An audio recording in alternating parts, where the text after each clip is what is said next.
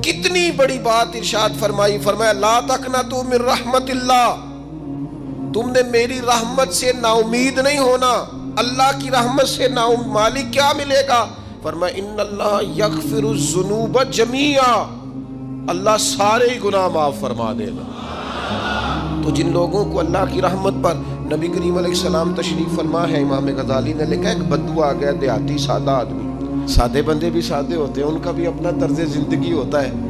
تو بدو آ گیا، سادہ آدمی تھا، آتے ہی السلام علیکم لے کے نا تو کوئی بات ہی نہیں کی، سیدھا سیدھا ہی کہتا یا رسول اللہ صلی اللہ علیہ وسلم یہ بتائیں قیامت کے دن حساب کس نے لینا ہے؟ تو حضور فرمانے لگے بھائی یہ تو بڑی صاف سی اور مختصر سی اور سادہ سی بات ہے، حساب تو اللہ تعالیٰ نے لینا ہے۔ اب اس نے جو لفظ کہے اللہ کے حبیب کی آنکھوں میں آنسو آ گئے، کہنے لگے اگر اللہ نے حساب لینا ہے پھر انشاءاللہ کرم ہی ہوگا۔ تو حضور فرمانے لگے تمہیں یہ امید کس طرح ہے؟ تو عرض کرنے لگے یا رسول اللہ کریم جب غالب آتا ہے تو معاف ہی کرتا ہے، جب کریم کا غلبہ ہوتا ہے نا، کریم بندہ جب کسی پہ قبضہ کر لے تو پھر معاف کرتا ہے، تو اللہ تو سب سے بڑا مہربان ہے۔ وہ بات کی اور اگلا جملہ ہی کوئی نہیں کہا، وہ چلے گئے۔ تو حضور علیہ السلام نے اب اس بات پر رزلٹ دیا، فرمانے لگے کریم محبوب بندہ سادہ تھا، بات بہت بڑی کر گیا ہے، بڑی بات کر گیا، سادہ آدمی۔ میرے عزیز، اللہ کی رحمت پر جن لوگوں کو امید ہو، انہیں موت سے ڈر اور پھر جن کو محبوب کی ملاقات کا شوق ہو نا، ہم نے جان دے دی وعدہ دیدار پر، ہم سے وعدہ کیا گیا تھا کہ تم مرو گے نا تو تمہیں دیدار ملے گا، تو ہم نے جان ہی دے دی وعدہ دیدار پر، جان ہی دے دی وعدہ دیدار پر۔ اور پھر فرماتے ہیں نقد اپنا دام ہو ہی جائے گا، فرماتے ہیں ہم نے جان دی ہے اس وعدے پر کہ وہ ملے گا، تو امید ہے کہ یہ سودا ادھار نہیں، جیسے ہی قبر میں جائیں گے سامنے حضور کی زیارت نصیب ہو جائے گی۔ اس لیے لحد میں بھی عشق رخ شاہ کا داغ لے کے چلے، اندھیری رات سنی تھی سو چراغ لے کے چلے۔ یہ حدیث آپ نے بھولنی نہیں، یہ تنہائیوں میں یاد رکھنے کی روایت ہے، یہ تنہائیوں میں پڑھنے کی روایت ہے۔ یہ اپنے ذوق کو تازہ، جو لوگ کہتے ہیں نا وجد سرور کیف میں جانا چاہتا ہوں، وہ مشکات شریف کی اس حدیث کو دیکھے۔ اللہ کے حبیب علیہ السلام نے فرمایا لوگوں میں تمہیں بتاؤں قیامت کے دن اللہ تعالیٰ بندوں سے پہلا سوال کیا فرمائیں گے اور بندے اس کا جواب کیا دیں گے؟ یا رسول اللہ کرم فرمائیے بتائیے۔ تو کریم فرمانے لگے اللہ تعالیٰ قیامت کے دن بندوں سے سب سے پہلا سوال، اگرچہ بعض اور احادیث میں اور سوالات بھی آئے ہیں قیامت میں جو سب سے پہلے ہوں گے، لیکن اس حدیث میں یہ والا سوال حضور نے بیان فرمایا۔ حضور فرمانے لگے اللہ قیامت کے دن اپنے بندوں سے سب سے پہلا سوال یہ فرمائے گا کیا تم میری ملاقات کو پسند کرتے تھے؟ اوئے ہوئے ہوئے، کیا تمہارا ملنے کو جی چاہتا تھا؟ کبھی اے حقیقت منتظر نظر آ نہ لباس مجاز۔ اقبال کہتے ہیں تیرے کرم اتنے ہیں دل کرتا ہے تجھے دیکھیں، کبھی کبھی اے حقیقت منتظر نظر آ نہ لباس مجاز میں، لاکھوں سجدے تڑپ رہے ہیں میری جبین نیاز میں، تمہارا دل کرتا تھا مجھ سے ملنے کو؟ حضور فرماتے بندے عرض کریں گے مالک بڑا دل کرتا تھا۔ تو پھر اللہ فرمائیں گے یہ گفتگو کی معنویت تو دیکھو یار، اس کا حسن تو دیکھو۔ اللہ پھر پوچھیں گے کیوں دل کرتا تھا تمہارا؟ دل کرتا تھا تو کیوں کرتا تھا؟ عرض کریں گے مالک اس لیے کہ ہمیں امید تھی کہ تو معاف بھی کر دے گا، رحمت بھی فرمائے گا، اس معافی کی امید پر دل کرتا تھا تو ملے۔ حضور فرماتے ہیں پھر رب فرمائے گا مجھ پر واجب ہے، میں نے اپنے کرم سے واجب کر لیا ہے کہ آج تمہیں جنت عطا کروں گا۔ یہ جو ملاقات ہے نا، ملاقات کہ وہ ملیں گے، ان سے ملاقات ہو۔ عمر بیت گئی نا نام جپتے، عمر بیت گئی نا تذکرہ کرتے۔ ہم سے بھی لوگ پوچھتے ہیں کیا کمائی کی، کیا زندگی میں حاصل کیا؟ تو ہم کہتے ہیں شرق سے غرب تک، ملک کے کونے سے لے کر دوسرے کونے تک مدینے والے کی بات کی ہے، حضور کا ذکر کیا ہے، نبی پاک کے میں اپنی حیاتی تو قربان تھی، وہاں ساری محمد محمد پکیندے گزر گئی ساری۔ یہ اعزاز ہے، یہ کرم ہے۔ اب کیا ہوتا ہے، گناہگار لوگ ہیں، اتنا بڑا دعویٰ تو نہیں کر سکتے، لیکن دل تو چاہتا ہے نا کہ چلو جس کا نام لیا ہے اس کی کبھی زیارت بھی ہو، کبھی ملاقات بھی ہو، کبھی نظر کرم بھی ہو۔ کسی نے اپنے محبوب سے کہا تھا کہ ذرا ایک نظر مجھ پہ بھی کیجئے، تو قریب بیٹھے ایک شخص نے کہا یار تو نے بڑا دعویٰ کیا ہے، جو محبوب ہوتے ہیں ان کو تکلیف نہیں دی جاتی، تو کہتا ہے پورا چہرہ ہی تیری طرف پھیرے۔ تو پھر اس نے اس درویش سے پوچھا کہ میں بھلا پھر کیا کروں، میرا دل تو میرا بھی کرتا ہے نا، چلو یہ تو آپ کی بات ٹھیک ہے کہ اب میں محبوب سے کہوں کہ اتنی تکلیف کرے کہ میری طرف پورا رخ پھیرے تو ٹھیک نہیں، تو پھر بتائیں میں کیا کروں؟ تو اس نے کہا ان راہوں میں کھڑا ہو جا جن راہوں کی طرف وہ کریم دیکھتا ہے۔ چلو اسی با کردار کو دیکھتے دیکھتے بیچ میں تیرے اوپر بھی نظر، مجھ پہ محشر میں نصیر ان کی نظر پڑ ہی گئی، مجھ پہ محشر میں نصیر ان کی نظر، اوئے ہوئے اللہ کرے آپ کو بھی وہ لطف آئے جو مجھے آ رہا۔ کہتے مجھ پہ محشر میں نصیر ان کی نظر، یہ انتہائی عاجزی ہے کہنے والے کی۔ اس نے بالکل اپنے آپ کو ختم کر کے کہا کہ میں قابل تو نہیں تھا، اور میں پھر تکلیف دیتا کہ میری طرف دیکھیں، اسپیشل میرے لیے وقت نکالیں، پر کرم یہ ہوا کہ مجھ پہ محشر میں نصیر ان کی نظر پڑ ہی گئی۔ کہنے والے اسے کہتے ہیں خدا کا کرنا، کہنے والے اسے کہتے ہیں خدا کا کرنا۔ اللہ نے کیا کہ نظر مجھ پر پڑ ہی گئی، اور جب پھر پڑ گئی تو تیری ایک نظر کا کمال ہے اور میری زندگی کا سوال ہے، بس جب پڑ گئی تو سو پھر پڑ گئی۔ موت سے وہ بندہ کبھی نہیں ڈرتا جسے ملاقات کا شوق ہو، ملنا چاہے داتا علی اجویری سے اور موت سے ڈرے، ملنا چاہے حضرت غوث پاک جیلانی سے اور پھر موت سے ڈرے، زندگی گزری ہو علی علی کرتے پھر موت سے ڈرے، عمر بھر سیدنا عثمان غنی کی سخاوت کی بات کی ہو اور پھر جنت میں جا کے ان سے ملنے کا شوق پیدا نہ کرے، ساری زندگی سیدنا فاروق کا عدل بیان کیا ہو، ساری زندگی ان کے انصاف کا تذکرہ کیا ہو، پوری امت کو بتایا ہو کہ اگر جینا چاہتے ہو تو عمر کے رستوں پر چلو، اور پھر یہ موت سے ڈرے اور مر کے جناب فاروق اعظم کی زیارت کو پسند نہ کرے۔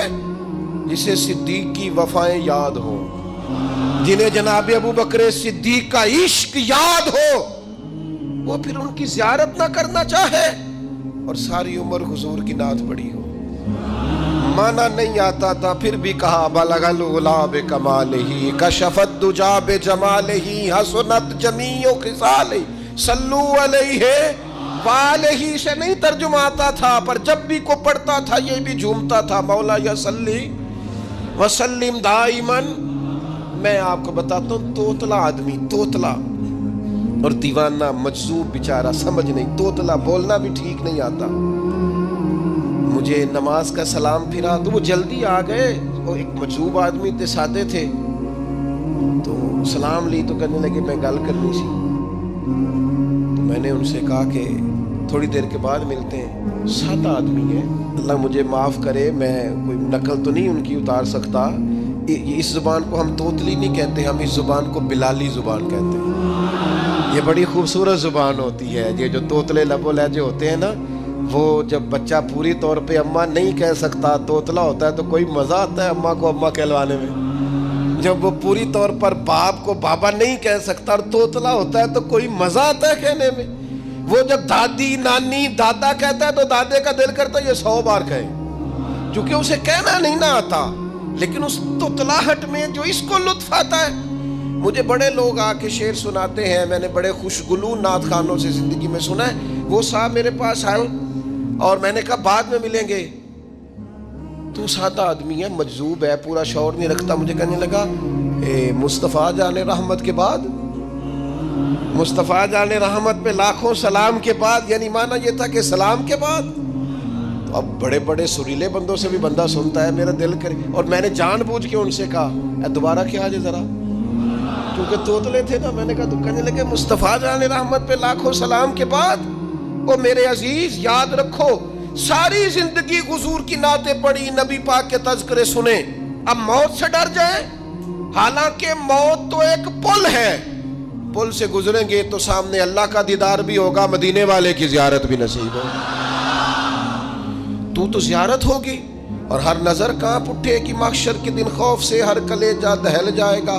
اوڑھ کر کالا جبہ وہ آ جائیں گے اور سارے محشر کا نقشہ بدل جائے گا. یہ موت کا خوف نکالنے والی چیزیں ہیں، ڈر.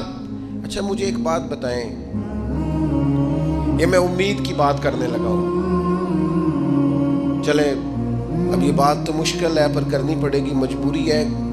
کبھی کبھی ابا جی سے مار بھی پڑ جاتی ہے بندے کو، گھر میں کو 2-4 لگ بھی جاتی ہیں. تو اس وقت نا جو سب سے بڑا سہارا کسی کو نصیب ہوتا ہے وہ یہ ہوتا ہے کہ اللہ کرے اماں گھر میں موجود ہو. اور میں نے دیہاتوں میں کئی مائیں ایسی دیکھی ہیں جو بیٹے کے حصوں کی مار کھاتی ہیں. ابا نے ڈنڈا لے لیا ہے بیٹے کی غلطی پہ، اب اماں بیچاری سامنے ہو گئی ہے، 2-4 اس نے بھی کھا لی. یہ بات آپ سمجھیں، موت کا خوف نکالنے کے مفہوم میں بات عرض کر رہا ہوں. اماں موجود ہو نا گھر میں تو ابا سختی بھی کرنے لگے تو کسی وقت احساس ہوتا ہے کہ جناب یہ سختی نہیں ہوگی کیونکہ میری اماں، اور اماں پوری وکیل بن جاتی ہے، کہنی تو نہیں پتا وہ ہو گئی غلطی، وہ فلانے دے منڈے نے خراب کیتا ہے. حالانکہ ہو سکتا ہے اس نے اس کو بھی خراب کیا ہو، لیکن وہ اماں وکیل ہے، وہ وکالت کر رہی ہے اور وہ بے لوث کر رہی ہے. ہوتا ہے ایسے. اس بات کو سمجھ لے اچھے طور پر. موت کا خوف نہیں، ڈر نہیں، اس لیے کہ گھر میں ماں موجود ہو تو باپ کا ڈر نہیں ہوتا. تو قبر حشر میں تو رسول کریم موجود ہے، وہاں تو نبی کریم موجود ہے، وہاں تو اللہ کریم اپنی رحمت فرمائے گا بندوں پر. اس لیے خوف نہیں، پینک نہیں. اپنی غلطیوں کا احساس ضرور کریں، اپنے اعمال پر توجہ ضرور دیں، لیکن موت کے خوف تلے دبتے نہ جائیں. انشاءاللہ صبح قیامت کرم ہوگا. میرے نبی پاک علیہ الصلوۃ والسلام نے تو فرمایا ہے بس ہم نے ایمان کامل لے کے جانا ہے دنیا میں. حضور نے فرمایا ہے جس طرح 14ویں رات کا چاند چمکتا ہے اس طرح میرے غلاموں کے چہرے چمکیں گے قیامت کے. اللہ کے رسول صلی اللہ علیہ وسلم فرماتے ہیں جسم کے جن جن حصوں پر وضو کا پانی لگتا رہا وہ قیامت میں چمکیں گے. دور سے لوگ ان کا نور دیکھیں گے، پتہ چلے گا وہ محمد عربی کے غلام آ رہے ہیں. یہ کرم ہوگا صبح قیامت، یہ عطائیں ہوں گی. اس لیے مومن موت سے ڈرتا. سیدنا بلال حبشی رضی اللہ تعالیٰ عنہ، آخری وقت ہے، نزع کا عالم طاری ہے. اور یہ گفتگو دیکھیں غلاموں کی. آپ کی اہلیہ رو پڑی، کہنے لگی ہائے ہائے افسوس. حضرت بلال فرمانے لگے کیا ہوا؟ کہنے لگی افسوس ہے کہ آپ دنیا سے جا رہے ہیں. تو حضرت بلال نے مضمون ہی بدل دیا، سوچ کا زاویہ ہی بدل دیا. فرمانے لگے یہ افسوس کا مقام نہیں، یہ تو خوشی کا مقام ہے. اس لیے کہ میری آج آنکھیں بند ہوں گی، قبر میں کھلیں گی، مدینے والے محبوب سے بھی ملوں گا، حضور کے غلاموں سے بھی ملوں گا صلی اللہ تعالی علیہ وسلم. تو موت تو مقام مسرت ہے، اور اگر یہ مل جائے زندگی میں. ایک بدو ایمان لے آئے، ابن ماجہ میں موجود ہے. حضرت ابو ہریرہ رضی اللہ تعالیٰ عنہ حدیث کے راوی ہیں، فرماتے ہیں ایک بدو ایمان لائے اور انہوں نے حضور علیہ السلام کے ساتھ ہجرت بھی کی. ابن ماجہ میں موجود ہے. تو نبی پاک علیہ السلام نے نا انہیں ایک صحابی کے ساتھ کر دیا، وہ ان کے کام کاج میں مصروف ہو گئے ان کے ساتھ. تو حضور علیہ السلام نے نا ایک جگہ سے مال غنیمت آیا، تو طریقہ مبارکہ یہ تھا کہ مال غنیمت میں سب کو حصہ دیا جاتا تھا. اگرچہ وہ جہاد پہ نہیں گئے لیکن حضور نے انہیں بھی حصہ دیا. تو وہ صحابی تو رو پڑے، عرض کرنے لگے حضور میں اس کے لیے تو ایمان نہیں لایا تھا. حضور نے فرمایا پھر بتائیے، گرچہ حضور جانتے ہیں کس لیے لائے تھے. عرض کی حضور میں تو اس لیے ایمان لایا تھا کہ میں رب کی راہ میں لڑوں گا اور میں اپنی جان پیش کروں گا. میں شہادت کے لیے ایمان لایا تھا، مجھے یہ مال دولت نہیں چاہیے. تھوڑی ہی دیر گزری کہ ایک اور مارکے کا اعلان ہو گیا، جنگ کا اعلان ہو گیا۔ حضور نے فرمایا چلو، وہ گئے اور چند ہی لمحے گزرے کہ وہ میدان میں اترے اور پھر شہید ہو گئے۔ صحابہ کرام ان کی مقدس لاش مبارک کو اٹھا کے محبوب کے قدموں میں لائے تو نبی کریم نے کیا خوبصورت بات ارشاد فرمائی۔ حضور فرمانے لگے دیکھو اس نے اللہ کی تصدیق کی ہے تو رب نے بھی اس کی تصدیق فرما دی۔ اور پھر یہ دو جملے محبوب کہتے کہتے اٹھے اور پھر حضور نے اپنا جبہ مبارک اتارا اور اتار کے فرمایا اس بندے کو نہ اس جبے میں کفن دے دو، اس میں اسے کفن دو، اس لیے کہ تو شہادت کے لیے ایمان لایا، موت کی آنکھوں میں آنکھیں ڈال کے جیا، اپنی زندگی کمزور نہ گزارو۔ مسلمانوں پہ کافر کا روب طاری ہو گیا ہے۔ ایک تو ہوتا ہے نا کہ کوئی مدد کرنا، کوئی آگے بڑھنا، فلسطین کا نام تک نہیں لے رہے حکمران زبان سے، ذکر تک نہیں کر رہے، چینل ذکر نہیں کر رہے۔ اتنا روب، اتنا کفر کا خوف، صرف اس لیے کہ ہمیں موت کا ڈر ہے، مر جائیں گے تو بستر پہ نہیں مریں گے، بیماریوں سے نہیں مر جاتے لوگ۔ خدا کے بندو اپنی زندگی میں اتنا خوف اگر موت کا پیدا کر لو گے۔ حضرت سعید ابن جبیر رضی اللہ تعالیٰ عنہ بہت بڑے فقیہ تھے۔ حجاج بن یوسف نے بلایا اور کہنے لگا میں تمہیں موت دینے لگا ہوں، مار دوں گا تمہیں۔ بڑا ظالم آدمی تھا، بڑے لوگ اس نے قتل کیے تھے۔ حضرت سعید رضی اللہ تعالیٰ عنہ مسکرا پڑے اور غصے میں آیا، کہنے لگا کیوں ہنستے ہو؟ فرمانے لگے تو بڑا بیوقوف ہے، تجھے کس نے کہا زندگی اور موت تیرے ہاتھ میں، یہ تو تب آئے گی جب میرا رب چاہے گا۔ کہنے لگا لے جاؤ ان کو اور جا کے قتل کر دو۔ تو وہ جب جلاد لے جا رہے تھے تو آپ اور کھل کے مسکرائے، ہنسے۔ یہ آپ کی طاقت ہے کہ موت کو دیکھ کے مسکراہٹ ہو، لبوں پہ تبسم، رقصہ ہو، مسکرائے۔ جب آپ مسکرا رہے تھے تو اس کو اور غصہ آیا، واپس بلایا، کہنے لگا مسکراتے کیوں ہو؟ فرمانے لگے تیری جرت پہ مسکرا رہا ہوں، اور اس بات پہ مسکرا رہا ہوں کہ رب کتنا بے نیاز ہے، تیرے جیسے لوگوں کو بھی مہلت دے رکھی ہے، کتنا بے نیاز ہے، تیرے جیسے لوگوں کو مہلت دے۔ اور غصے، کہنے لگا میرے سامنے قتل کرو۔ حضرت سعید ابن جبیر رضی اللہ تعالیٰ عنہ نے منہ کعبے کی طرف کر کے پڑھنا شروع کیا، انی وجہت وجہی للذی فطر السماوات والارض حنیفا وما انا من المشرکین۔ آپ یہ پڑھ رہے تھے تو کہنے لگا اس کا منہ کعبے سے پھیر دو۔ کعبے سے منہ پھیرا تو آپ فرمانے لگے تو بڑا ہی بیوقوف ہے، میرا رب کو صرف کعبے کی طرف مقید ہے، وَلِلَّهِ الْمَشْرِقُ وَالْمَغْرِبُ فَأَيْنَمَا تُوَلُّوا فَثَمَّ وَجْهُ اللَّهِ۔ چہرہ پھیر دیا جب اس نے تو آپ فرمانے لگے مشرق بھی اللہ کا، مغرب بھی اللہ کا، اور اللہ فرماتا ہے تم جدھر بھی منہ کرو ادھر ہی اللہ کی رحمت ہے۔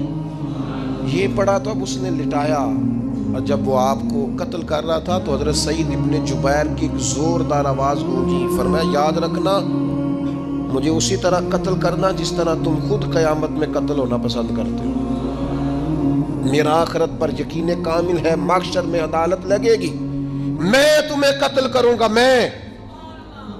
حضرت سعید ابن جبیر کی وہ جرت تھی کہ دربار سارا لرز گیا حجاج کا۔ حضرت سعید ابن جبیر رضی اللہ تعالیٰ عنہ کہنے لگے اللہ اسے میرے بعد کسی پر مسلط نہ کرنا، میرا قتل آخری ہو، میرے بعد نہ ہو۔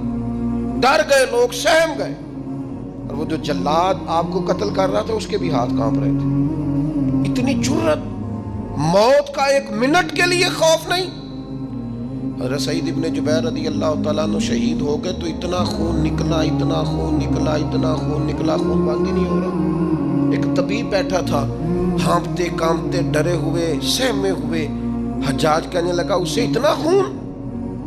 تو کہنے لگا بادشاہ میں نے سالوں مریض دیکھے ہیں، اس کو پتہ چل جائے نا مرنے والا ہوں وہ تو اتنا خوف میں آتا ہے، پہلے ہی اس کا سارا خون جم جاتا ہے اور سکڑ جاتا ہے اور اس کا خون جل جاتا ہے۔